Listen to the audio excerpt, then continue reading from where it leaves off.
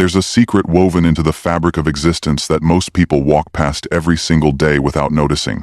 It's not hidden in ancient temples or locked away in classified laboratories. It's right here, humming beneath the surface of every moment you experience. And once you truly grasp it, once you feel it in your bones rather than just understanding it intellectually, your entire reality begins to reorganize itself around you. This is what I call the quantum law of being. And today we're going to explore exactly how it works and why your awareness of it changes everything. Let me start with something that might sound strange at first. You are not just living in reality. You are actively collapsing possibility into form with every single moment of your attention. The quantum field, that invisible ocean of potential that physicists have been studying for over a century, doesn't just exist out there in some abstract scientific realm. It's the very ground of your existence, and you're interacting with it whether you realize it or not. The question isn't whether you're creating your reality. The question is whether you're doing it consciously or unconsciously. Think about the famous double-slit experiment for a moment. When scientists shoot particles through two slits and nobody's watching, those particles behave like waves, creating an interference pattern that shows they somehow went through both slits simultaneously. But the moment an observer measures which slit the particle goes through, the wave function collapses and the particle behaves like a solid object, going through just one slit. This isn't some quirky anomaly that only matters in physics labs. This is the universe showing us something profound about the relationship between consciousness and reality itself. The observer effect reveals that consciousness isn't separate from the physical world. It's intrinsically woven into how reality manifests. Your attention, your awareness, your state of being isn't passively receiving information about a pre-existing world. It's participating in the actual formation of what you experience. And this is where most people get stuck, because we've been conditioned to believe that reality is this fixed, solid thing that happens to us, and all we can do is react to it. But quantum physics is telling us something radically different. Now, I want you to consider what you are at the most fundamental level. Strip away your name, your history, your beliefs, your personality. Go deeper than your thoughts and emotions. What remains? Pure awareness, consciousness itself. And here's where it gets fascinating. That consciousness isn't confined to your skull. Modern quantum theories, from the work of physicists like David Bohm to more recent research on quantum coherence in biological systems, suggest that consciousness might be a fundamental feature of the universe itself, not something that emerges from complex arrangements of matter. You are a localized expression of a vast field of awareness. Think of it like a wave on the ocean. The wave has its own shape, its own characteristics, but it's never separate from the ocean. It is the ocean, temporarily expressing itself in that particular form. This is the quantum law of being. You are both the observer and the observed, both the consciousness that collapses possibility and the reality that emerges from that collapse. But here's where most spiritual teachings and even quantum mysticism fall short. Understanding this intellectually doesn't change anything. I can tell you that you're a powerful creator, that consciousness shapes reality, that the quantum field responds to your awareness, and you can nod along and agree with all of it, but until there's a fundamental shift in your actual state of being, nothing changes. The transformation happens not in your thoughts about reality, but in the frequency at which you exist. Let me explain what I mean by frequency. Everything in existence is vibration. This isn't metaphorical or poetic. It's literally true. Quantum mechanics shows us that what we call solid matter is actually mostly empty space with energetic vibrations. The chair you're sitting on, the device you're watching this on, your own body, all of it is energy vibrating at different frequencies. And consciousness itself has a frequency, a resonant quality that broadcasts into the quantum field like a radio signal. Most people's frequency is dictated by their conditioning, their past experiences, their unconscious beliefs, and their habitual emotional states. They're broadcasting a signal that says, I am limited, I am separate, reality is hard, I am not enough, I have to struggle. And the quantum field, which is infinitely responsive, reflects that frequency back to them in the form of experiences that confirm those beliefs. It's not punishment. It's not karma in some moral sense. It's simply resonance. The field gives you more of what you already are. This is why positive thinking alone doesn't work. You can't think your way into a different reality if your underlying state of being, your actual frequency, remains unchanged. The quantum field doesn't respond to your conscious wishes. It responds to your being. It responds to what you are, not what you want to be. And this is actually incredibly empowering once you understand it. Because it means the key to shifting your reality isn't manipulating external circumstances or convincing yourself of things you don't believe. It's about shifting your fundamental frequency. So how do you actually do that? How do you reprogram reality at the quantum level? It begins with awareness itself. Not thinking about awareness, but being aware. There's a difference, and it's everything. Right now, as you listen to these words, not the content of your awareness, not the thoughts or sensations, but the awareness itself. That presence, that consciousness that's here before any thought arises. Rest your attention there, even just for a moment. That simple act, that recognition of awareness, begins to disentangle you from the conditioned frequency you've been broadcasting.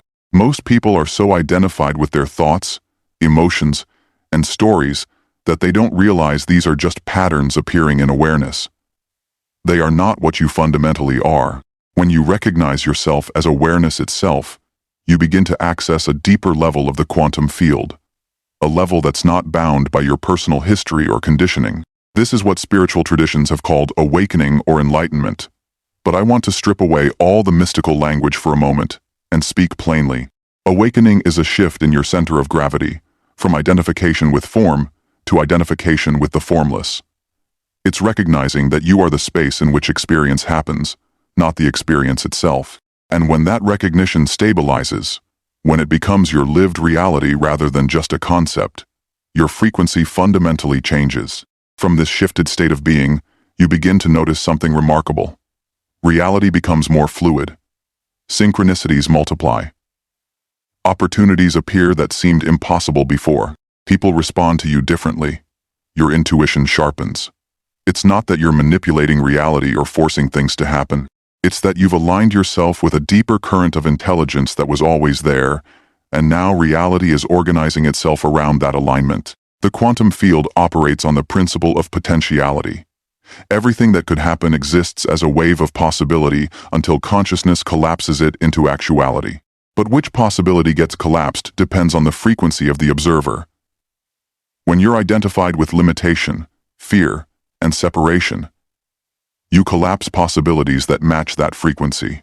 When you shift into awareness itself, into the recognition of your fundamental nature as consciousness, you begin to collapse entirely different possibilities. This is conscious creation, but not in the way most manifestation teachings describe it. You're not trying to get reality to give you what you want. You're shifting what you are, and reality shifts to match. There's a subtle but crucial difference. One is still operating from the frequency of lack, of needing reality to be different than it is.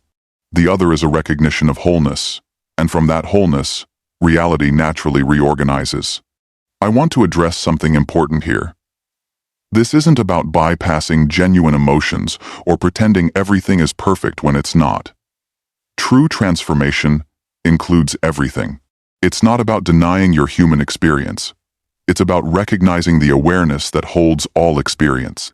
You can feel anger, sadness, fear, any emotion, and still be rooted in the awareness that you are not those emotions. They're weather patterns moving through the sky of your being, and when you relate to them from that space, they no longer control your frequency. The practice is simple but not easy. Throughout your day, return again and again to the recognition of awareness. Notice that you're aware right now. Feel the aliveness in your body. Recognize the space of consciousness that's present before and after every thought. This isn't about achieving some special state. It's about recognizing what's already here, and the more you do this, the more your frequency shifts from the conditioned patterns of the past to the open potential of the present moment. Here's something most people don't realize. The quantum field is not bound by time in the way we normally think about it. Past and future are constructs that appear in consciousness. The only moment that actually exists, the only moment where you have creative power, is now. And in this now, You have access to infinite possibilities. But as long as you're living from your conditioning, from your story about who you are and what's possible, you're collapsing the same probabilities over and over. You're creating a future that looks like your past. The shift happens when you stop living from memory and start living from presence. When you stop asking reality to confirm what you already believe and start being open to what wants to emerge. This requires a kind of death, a letting go of the known self, and that can feel uncomfortable or even frightening. But on the other side of that death is a freedom and aliveness that most people never experience. Think of it this way. Your current reality is a perfect reflection of your past frequency. Every circumstance, every relationship, every limitation is showing you what you've been broadcasting. But that doesn't mean you're stuck with it. The moment you shift your frequency, you begin broadcasting a different signal into the quantum field. And while your external reality might take time to catch up, the shift is already happening at the quantum level.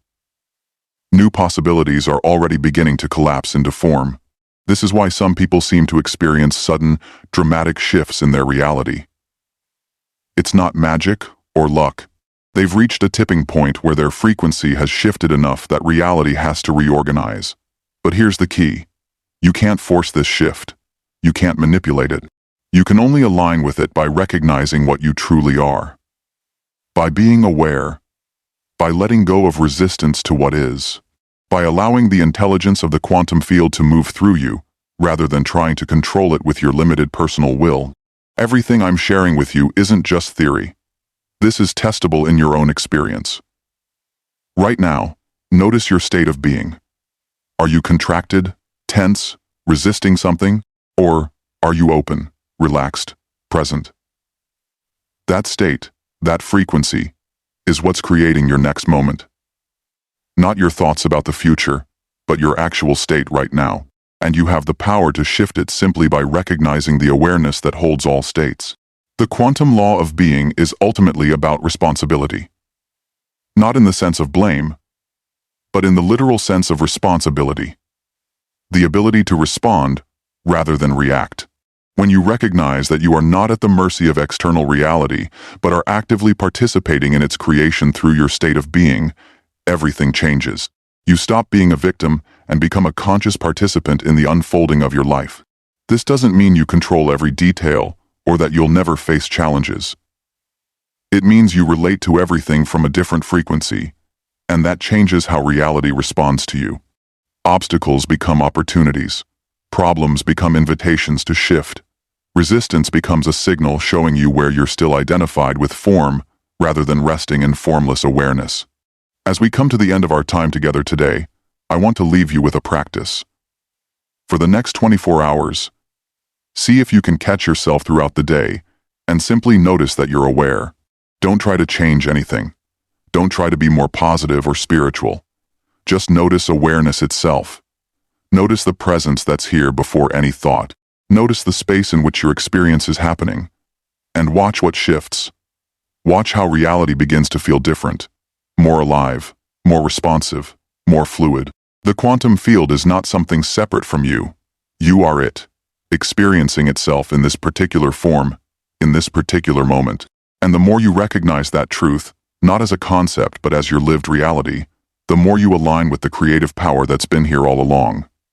Reality doesn't need to shift. You do.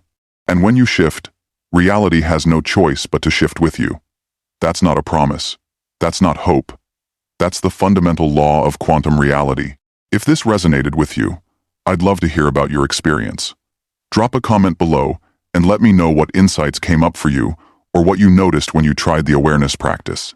And if you want to dive deeper into conscious creation and quantum awareness, make sure you subscribe because we're going to explore this territory much further in upcoming videos. Remember, this isn't information to collect. This is a transmission to embody.